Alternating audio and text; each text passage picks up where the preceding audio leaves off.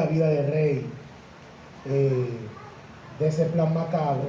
Entonces yo le digo, le traigo esta colación porque yo vine aquí en mayo, a final de mayo, no sé si ustedes se acuerdan, que ustedes estaban celebrando el Día de la Madre y los hijos le cantaron a la madre y todo eso. Yo, aunque yo voy a muchas iglesias, siempre recuerdo cosas buenas de las iglesias. Bueno, el tema es, ¿por qué resulta tan difícil vencer? Si a Jesús ha hecho tanto, ¿por qué? Por mí. ¿Por qué resulta tan difícil vencer, hermano? Hay muchos que se quedan en una vida espiritual mediocre. Una vida espiritual mediocre es aquella que dice, es que yo soy muy débil, es que Dios me hizo pecador, es que Dios me comprende. Dios te ama, pero no comprende tu estado de pecado. No hay explicación para usted explicarle a Dios el pecado que nosotros cometemos. Entonces, en esta mañana vamos a ver a través de la palabra de Dios que nosotros somos llamados a ser vencedores. Amén. Que aunque seamos pecadores, nos podemos poner en la mano de Dios y vencer. Amén. Y que Dios nos ha dado la herramienta para ser cristianos victoriosos. Y por eso muchos, como se apiadan de sí mismos, cuando se sienten frustrados en una vida cristiana, entonces tienen que irse al mundo, porque dicen, no, pero en el mundo yo estaba mejor, porque en el mundo yo pecaba y no tenía ese cargo de conciencia que tengo ahora. Pero se puede vencer como venció Cristo. Vamos a ver. Ok, hasta aquí. El medio. En el medio, ok. Si Jesús me ha dado rica promesa, si Dios me ha dado ricas promesas de que el que venciere, entonces ¿qué me pasa? Que yo no avanzo en mi vida espiritual. Hoy tengo 3 días venciendo el pecado, pero tengo un día que el pecado me vence. ¿Dónde está el asunto? Esto parece ser la experiencia de muchos cristianos. Si usted quiere colarse en esa experiencia, éntrese, que hay solución para usted y para mí también. Si usted es un cristiano victorioso o victoriosa, esto le va a ayudar a seguir siendo más victorioso, porque la vida cristiana no es cuestión de tiempo ni de años que yo tengo. Esto es día a día. Yo puedo tener 60 años en la iglesia y hoy para mí empezó mi salvación. Esto no es, ¿cómo le explico? La salvación no es un asunto de puntos acumulativos, que yo voy acumulando puntos en mi vida cristiana y eso me vale. No. Y eso le dice la palabra de Dios. Saúl, al principio, se menciona mucho el pecado de Saúl, pero nos olvidamos de algo muy importante para ser justo. Saúl, al principio de su vida, fue un hombre maravilloso. De lo contrario, Dios no lo hubiese escogido. Era un hombre humilde. Cuando él ungieron como rey, él no le dijo nada a su padre ni a su familia. Se quedó callado. Él se salió del camino después más adelante. Pero al principio, estas son algunas de las muchas promesas que Jesús ha puesto en nuestro sendero para animarnos ¿a qué? A la victoria. A la victoria. ¿Cuántos dicen amén? Amén. Dios no nos ha llamado a estar derrotados, sino a alcanzar la victoria en Cristo Jesús, pero no con mi fuerza. Yo solo no puedo. ¿Usted cree que a mí me gustaría estar aquí? ¿Usted cree que humanamente a mí me gustaría estar aquí con un micrófono? No. Y cogiendo calor y hablando con ustedes. No, a mí me gustaría estar ahora mismo en una playa, carnalmente. Escuche bien, hermano, carnalmente. No es que ese es mi deseo. En una playa con una buena chica. Eso es lo que le gusta a la carne. ¿Sí o no, hermano? Porque a veces no, estamos confundidos. Vemos el placer como algo diabólico. El placer es bueno. O pregúntenle a la gente del mundo por qué está en el mundo y no quiere venir a Cristo. Porque es bueno. Ahora, es bueno para perdición. Es bueno para perdición. Por eso nosotros hemos rechazado los placeres mundanos y estamos aquí adorando a Dios. Entonces no es con mi fuerza, es con que todo lo puedo en Cristo que ya no vivo yo, mas Cristo. Y lo que yo antes hacía en la carne, ahora lo hago por la fe. ¿En quién? Gloria a Dios. Caemos en derrota cuando ponemos nuestros ojos en nosotros mismos, en complacer la carne, en complacer el ego, y nos apartamos la mirada de Cristo. Ahora yo entiendo por qué el apóstol Juan dice que el que está en Cristo no peca.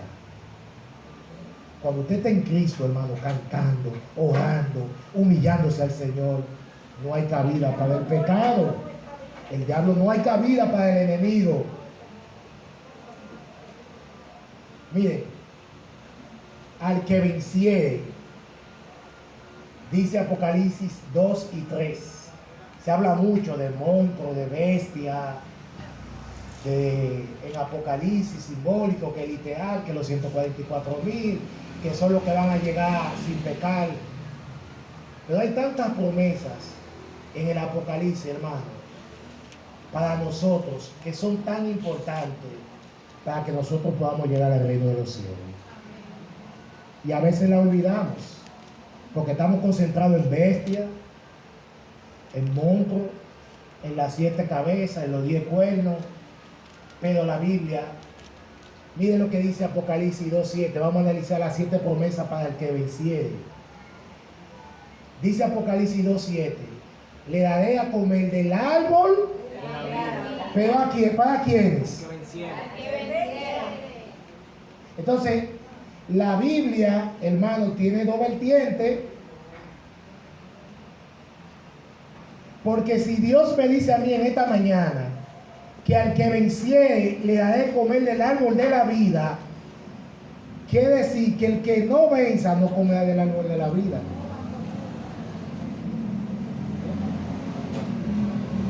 Y ojo, no me estoy refiriendo a nuestra vida pecaminosa. Si esta mañana yo, usted o yo hemos estado con un pecado acariciado, con un pecado que no hay tu esclavo, hay esperanza para nosotros. ¿Cuántos dicen amén? Amén. Hay esperanza. ¿Qué es un pecado acariciado? Cuando usted quiere mucho una cosa, ¿cómo usted lo hace? Lo acaricia. O mi pecado favorito, cuando el hermano peca con un pecado que no es el pecado favorito mío, ese hermano está perdido. Pero ¿y yo? Y yo, el mismo pecado que está cometiendo el hermano y el que yo estoy cometiendo no me va a dejar llegar al reino de los cielos. Entonces, Dios me está diciendo a mí en esta mañana que Dios le da al que venciera a comer del árbol de la vida. Yo puedo vencer en el nombre de Jesús. Yo puedo vencer en el nombre de ¿quién? De Jesús. Y si mi vida hasta ahora no ha sido lo que Dios esperaba de mí, hoy es el momento de nosotros decir: Señor, yo quiero ser un vencedor como tú eres, como tú venciste. ¿Cuántos dicen amén? Amén. Gracias. ¿Cuántos dicen amén? Amén. Entonces, el árbol de la vida, el comer, dice el mismo libro de Apocalipsis, que ese libro, ese árbol va a tener 12 frutos diferentes cada mes. Yo no sé, hermano, si usted se ha puesto a meditar en algo, pero la Biblia no dice, ni el Espíritu de Profecía dice, qué tiempo duró Adán comiendo del árbol de la vida. No dice. Pero parece que era bueno el asunto, porque Adán, ¿cuántos años vivió Adán? 900. ¿Cuántos años vivió Adán? 930. ¿Cuánto? 930 años. Casi un milenio vivió Adán. Y comiendo del árbol de la vida, le prolongó la vida. Entonces nosotros vamos a comer del árbol de la vida, ¿en el cielo o en la tierra? Una pregunta para la iglesia. ¿Dónde vamos a comer el árbol de la vida? En el cielo. Y recuerden que el cielo no va a ser nuestra morada. Allá vamos a pasar 1000 años de vacaciones. Esta tierra purificada que va a ser la tierra de nosotros. Exactamente, cuando Dios la purifique. Entonces, número 1, al que venciere comerá de qué? Del árbol de la vida. Número 2, el que venciere no sufrirá daño según Apocalipsis 2:11. ¿Qué es la segunda muerte? Vamos a ver, iglesia. ¿Qué es la segunda muerte?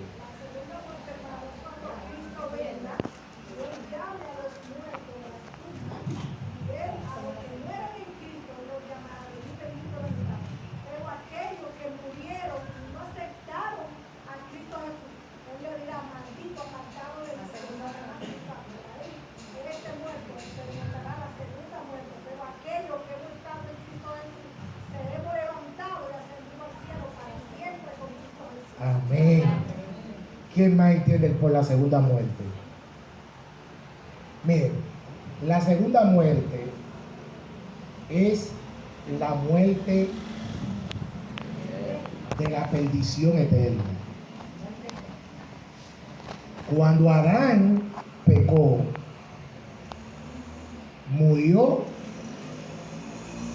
espiritualmente y físicamente.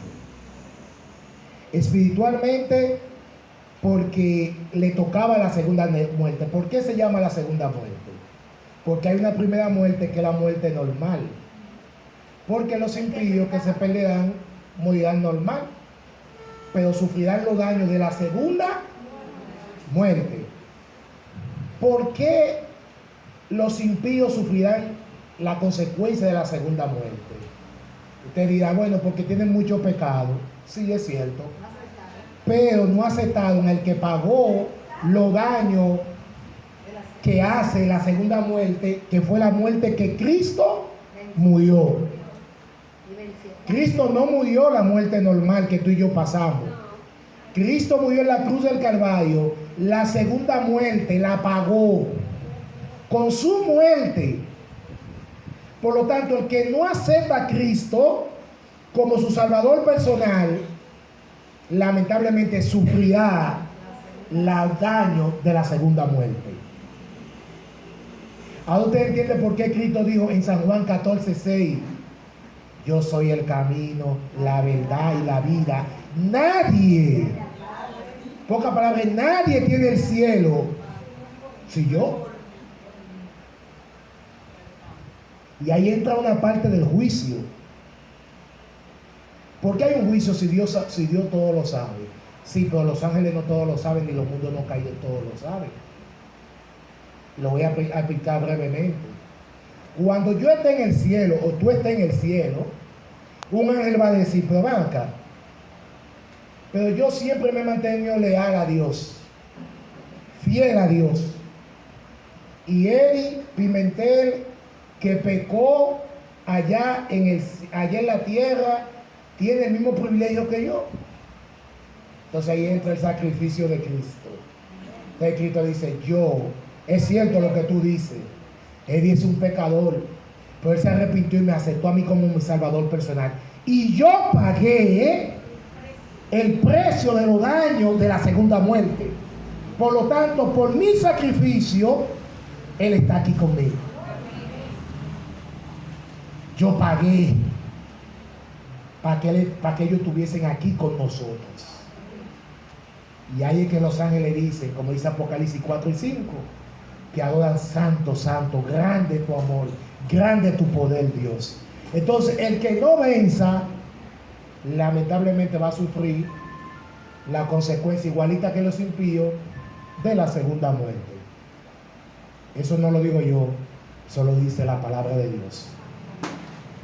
Entonces, número 3, daré a comer del maná. ¿Cómo es? Y le daré una piedrecita blanca.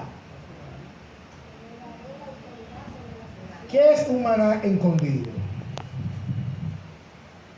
Para ustedes, ¿qué es un maná escondido? El maná escondido.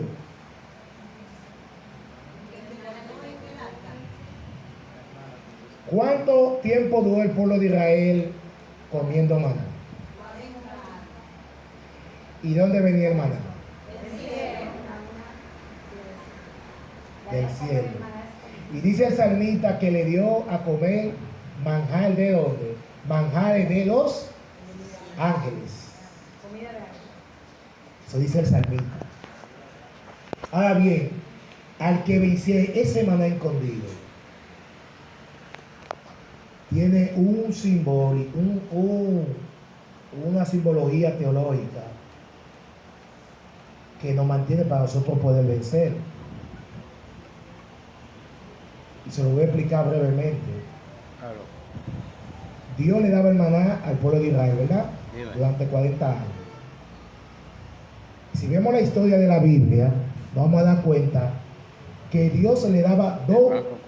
una porción diaria a cada familia. ¿Verdad? No. ¿Cuándo era que Dios le daba una doble porción?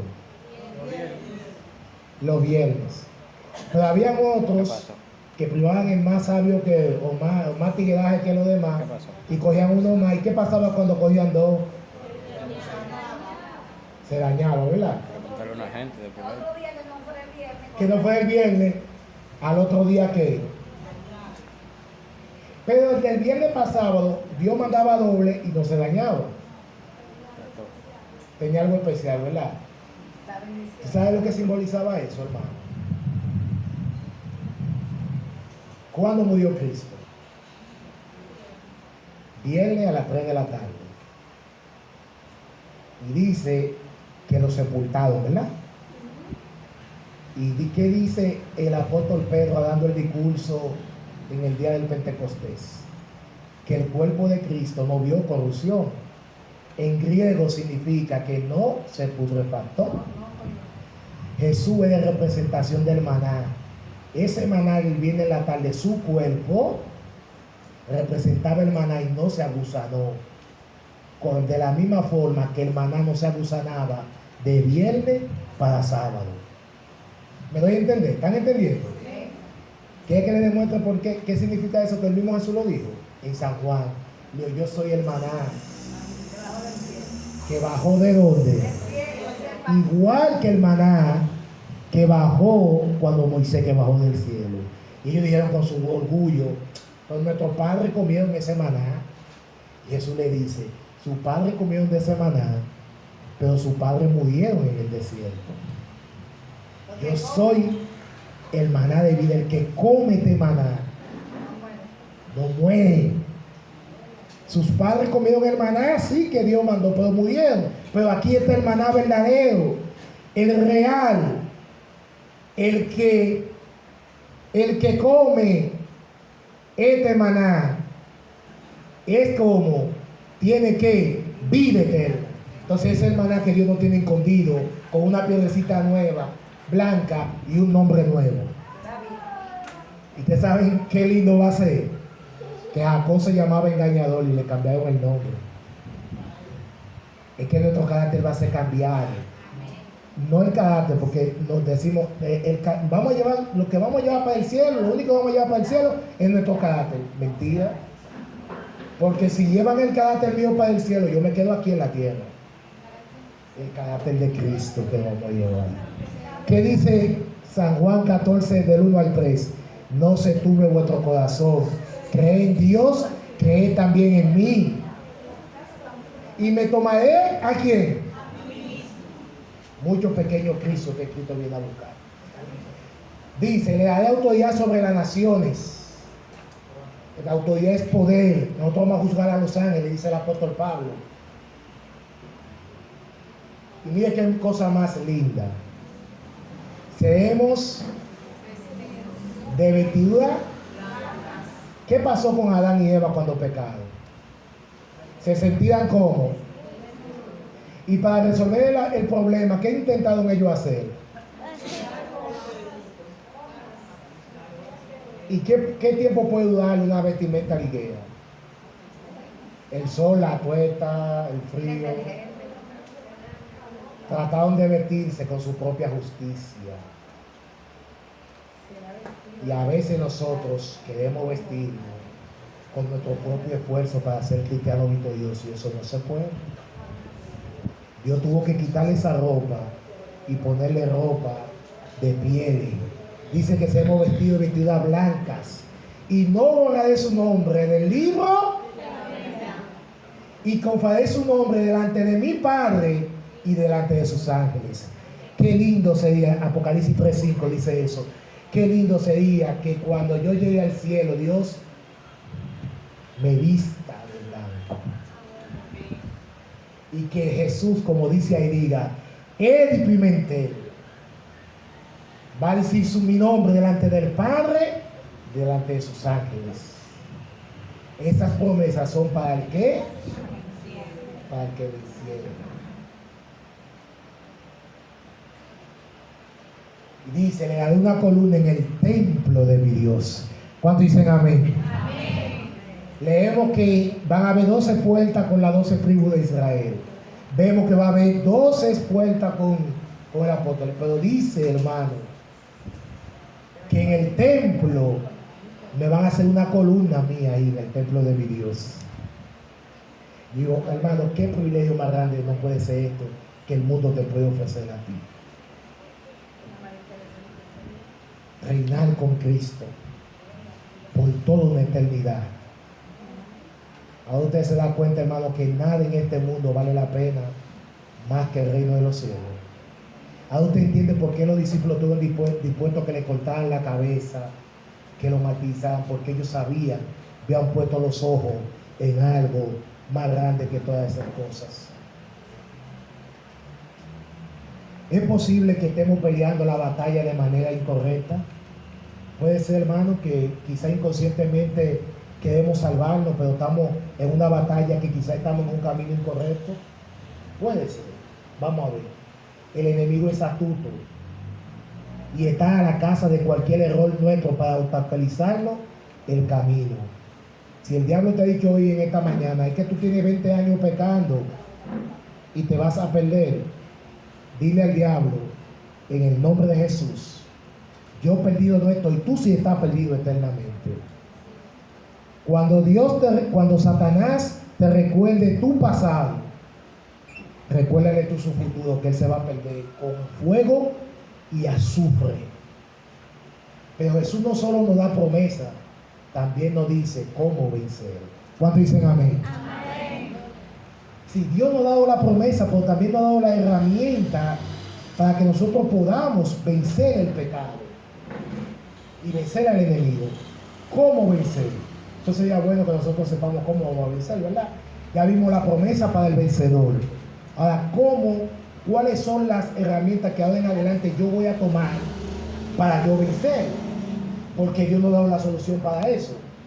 La única manera de vencer fue como Jesús venció. ¿Y cómo fue que Jesús venció?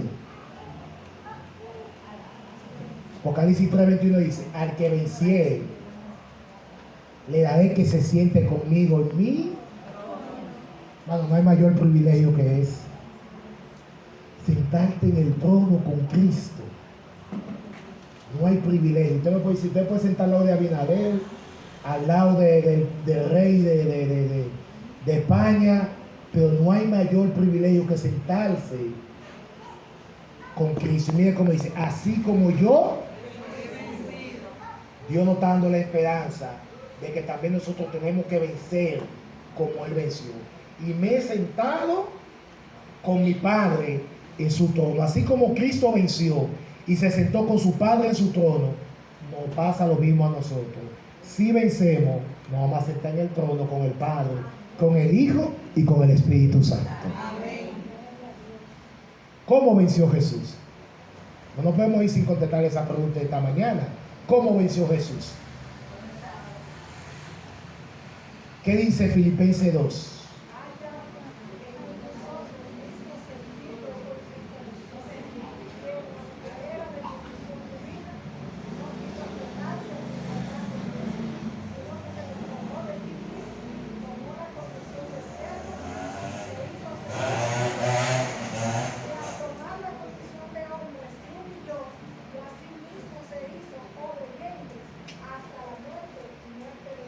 Amén. ¿Cómo venció Jesús? Dice la palabra en griego ahí, cuando dice que fue que Jesús se vació de su divinidad y se hizo hombre, se humilló. ¿Por qué no vencemos muchas veces? Porque no humillamos nuestro corazón delante de Dios. El deseo de pecar siempre va a haber porque llevamos el pecado en nuestro ADN, en la sangre. Pero la tentación no es pecado. Pecado es cuando tú caes en la tentación. Y hasta que no desaparezca ese deseo de pecar, yo tengo que humillarme delante de Dios y hacer la oración como le hizo Jacob. Hasta que no me bendiga, no te soltaré. Señor, hasta que no se me quite ese deseo de pecar, de ofenderte, no te voy a soltar.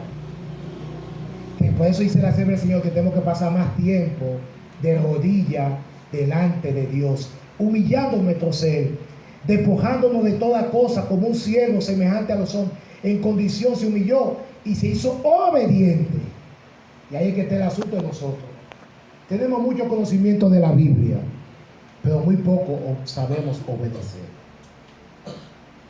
Si la iglesia adventista se fuera a salvar por conocimiento, hace rato que estuviésemos en el reino de los cielos. Pero nos falta esa parte que dice Filipenses, ser obediente como Cristo fue obediente. Y esa obediencia, hermano, tiene que ser absoluta delante de Dios, aunque no estemos de acuerdo con la voluntad de Dios. Porque el mismo Jesús dijo en un momento en Getsemaní, no que le cambiara la cruz, sino que si hubiese otra forma de cómo salvar al hombre, y dice que Dios no escuchó a Jesús. Pasa de mí esta copa. Y Dios guardó silencio y siguió el plan tal como yo lo planificaba. Eso me da una enseñanza de que a veces la voluntad de Dios va en contra de mi propia voluntad. Jesús se humilló a sí mismo. Aunque Jesús era Dios y tenía todo el poder, nunca usó su poder divino, siendo él Dios. Desde el pesebre hasta la cruz, Jesús dependió totalmente de su Padre. ¿Cuántos dicen amén? Amén. Hermano, entonces para yo vencer tengo que depender totalmente de mi Padre. Es lo único que nos mantiene a nosotros vivos espiritualmente. Y en otra diapositiva más atrás yo decía que el enemigo es astuto. Ahora nosotros dependemos de una tarjeta de crédito, dependemos de una buena cuenta de banco, dependemos de que tenemos una nevera llena de comida. Nuestra vida no debe depender de cosas materiales porque eso pasa. Hasta la vida misma pasa. ¿Qué dice Moisés en el Salmo 90? Los robustos los más viejos llegan a 70 y los más robustos que llegan a 80. Usted nada más tiene que pensar que si usted ha vivido 50 años, por la misericordia y la gracia de Dios le quedan 20. Y si es robusto o robusta, llegará a 30 años más. Le quedan 30 años de vida. Se nos va el tiempo. Rápido. Entonces, nosotros tenemos que depender totalmente del Padre, como Jesús dependió de Él. La palabra que yo hablo, dijo Jesús, no la hablo por mi propia cuenta, sino que el Padre que muere en mí, Él hace la obra. Juan capítulo 14, versículo 10. No puedo hacer nada. Hermano, qué bueno que sería que nuestra vida fuera así. Que otro dice, yo no puedo, Eddie, tú no puedes hacer nada por mí mismo. Si hasta ahora tu vida ha sido un total fracaso espiritualmente, es porque tú has intentado hacer la cosa por ti misma o por ti mismo. Jesús dijo, no puedo yo hacer nada por mí mismo, porque no busco mi voluntad, sino la voluntad del que me envió, la del Padre. Esa debe ser la decisión de cada hijo de Dios. Cada día hacer la voluntad. Es decir, Señor, no decir, Señor, bendice mis planes. No. Señor, bendice los planes que tú tienes para mí en este día. Aleluya. Señor, aquí estoy yo para hacer los planes que tú tienes para este día. Eso es lo que Cristo hacía. Nosotros somos al revés.